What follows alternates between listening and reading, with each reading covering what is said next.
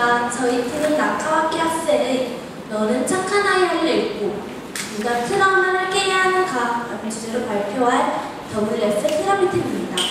저는 신희주, 저는 신세리, 저는 박광찬입니다.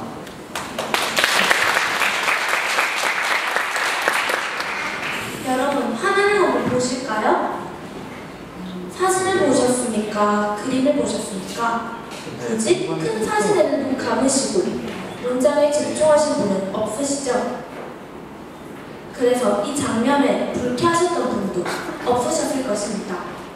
아이의 사랑스러운 얼굴에 입맛을 돋우는 맛있는 음식들에 서로의 공을 인정해주는 흐뭇한 관계에 미소 짓게 되시죠? 사진에서 전해오는 기운에 여러분이 행복에 전념되셨다면 옆에 있는 부정적인 문장 따위는 여러분의 기분에 아무런 영향도 미치지 못했을 것입니다.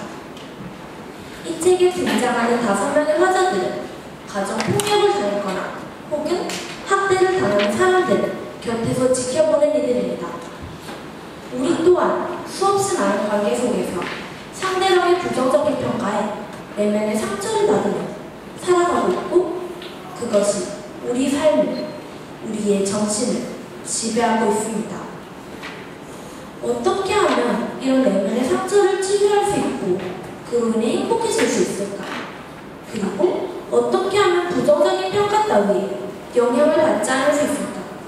라는 생각에서 출발해 이 책의 등장인물뿐만 아니라 우리 모두에게 그 답을 제안해 보고자 합니다.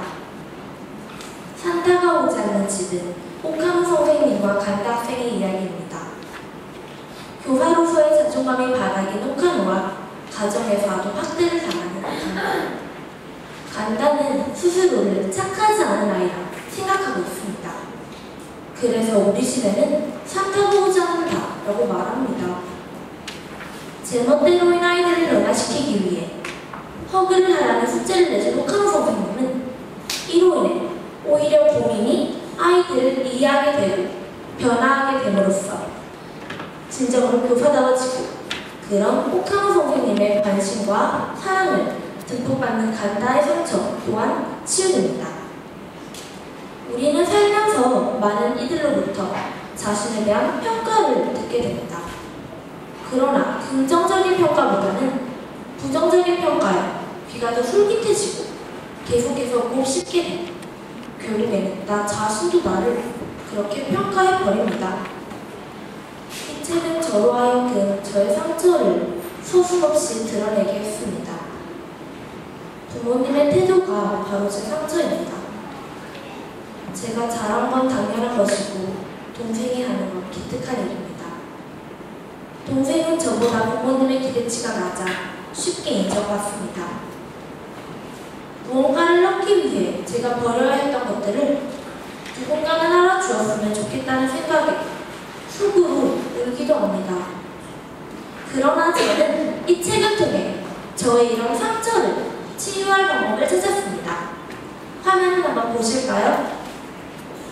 내가 다 알아. 네가 얼마나 힘들게 얻은 것인지, 네가 얼마나 노력했는지. 그 방법은 세상에서 가장 연약한 내가 세상에서 가장 든든한 나라는 존재를 만나는 것입니다. 웃음가면 좋은 건강을 위해서는 어린 시절 학대를 당한 엄마와 하나엄마가 등장합니다. 엄마와 하나엄마는 둘 다 어린 시절 학대를 당했지만 엄마는 상처가 치유되지 않았고 하나엄마는 어린 시절 이웃집 아줌마로부터 위안을 얻었기에 상처가 치유되었습니다.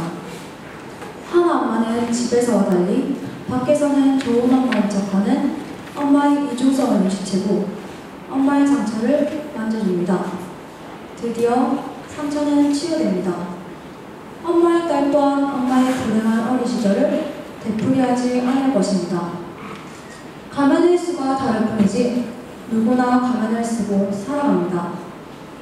저는 가식을 싫어하지만 어쩔 수 없이 속마음과 달리 웃으며 말하고 돌려 말하는 순간도 있습니다. 저 또한 가면을 쓰는 이유는 벗은 모습에 자신이 없기 때문입니다. 그러나 사실 사람 사이의 믿음, 신뢰를 되찾고 싶습니다. 가면을 쓴 내가 아닌 온전한 나의 진심을 사람들과 나누고 싶습니다. 저에게도 신뢰가 가는 친구가 있습니다. 아무 말 없이 듣고만 있는 친구에게서 저는 위로를 받습니다. 하나 엄마 같은 제 친구로부터 다친 마음을 열어볼 용기를 얻어냅니다. 더 나아가 원치 않는 가면을 쓴 친구들에게 하나 엄마 같은 사람이 되어줄 용기를 가져옵니다. 구겨진 종이가 구겨진 믿음이 완전히 회복되기 어렵겠지만 주변 사람들을 진심으로 위하고 먼저 생각하다 보면 어느 순간 사람에 대한 믿음이 생길 거라 믿게 되었습니다.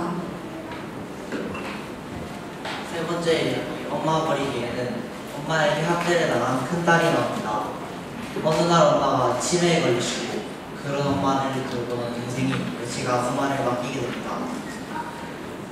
약속된 기한을 다 못 채우고 엄마를 동생에게 데려다 주려는 동안 엄마를 버리고 싶은 충동을 느끼게 됩니다. 하지만 아파트 앞 놀이터에서 그네를 타는 엄마의 모습을 보며 어린 시절 흙이 들어간 눈을 뼈로 핥아주셨다. 엄마의 모습을 떠올리게 됩니다. 엄마가 자신을 사랑하고 있었음을 깨닫게 되며 자신도 모르게 엄마의 손을 놓치게 될까봐 손을 꼭 잡습니다. 상처가 치유되는 순간입니다. 보시다시피 한쪽 줄이 끊어진 그네이지만 다른 한쪽의 그네를 타면 얼마든지 즐거워할 수 있습니다. 아팠던 기억이 아닌 좋았던 기억들을 떠올리며 상처를 치유하는 것이 불가능한 일만은 아닙니다. 저는 부모님의 말씀으로 인해 상처를 받기도 하고 제 자신을 질책할 때도 많습니다. 한참 제 자신을 질책하는 데 저는 저에게 말합니다. 괜찮아. 다음엔 더 잘할 수 있어. 그래, 너 할 수 있어. 파이팅! 제가 제 내면의 상처를 치유하는 방법은 바로 제 자신과 대화하는 것입니다. 부러운 마음이 솟아오르면 난 그것을 그대로 느낀 다음 놔버리지. 그건 부러운 마음이야. 이제 이런 마음과 벗어나야 합니다. 모리교수처럼 저도 제 자신과의 대화를 통해 스스로 상처에서 벗어나갑니다. 우리는 지금까지의 이야기를 통해 어떤 방법으로 상처가 치유되어야 행복해질 수 있음을 깨닫게 됩니다. 그렇다면 상처를 치유하는 방법, 행복해지는 방법은 무엇일까요? 너는 착한 아이에 말하는 주체는 바로 상대입니다. 그러나 이 책을 통해 우리는 판단하는 주체, 말하는 주체가 바로 자신이 되어야 한다는 생각을 하게 됩니다. 자신의 상처를 치유해줄 누군가를 만난다는 것은 큰 행운이 필요하기 때문입니다. 자신에 대한 믿음, 자신을 소중한 존재로 여기는 순간 우리는 더욱 노력하게 되고 그 노력에 따르는 것이 바로 행복입니다.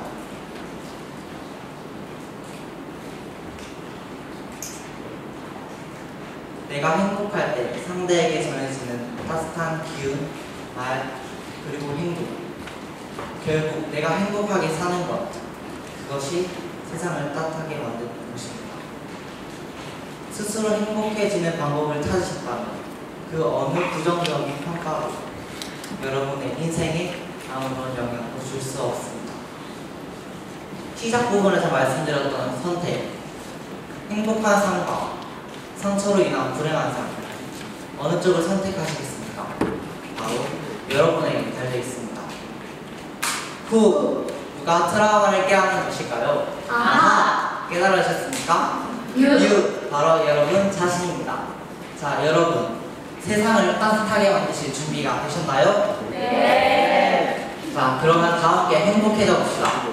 쪽팔린다고, 부럽다고 주저하지 마시고 저를 한번 따라해 주셨으면 감사하겠습니다. 나는 착한 아이야. 나는 착한 아이야. 나는 멋진 사람이야. 나는 멋진 사람이야. 나는 행복한 아이야. 나는 행복한 아이야. 감사합니다.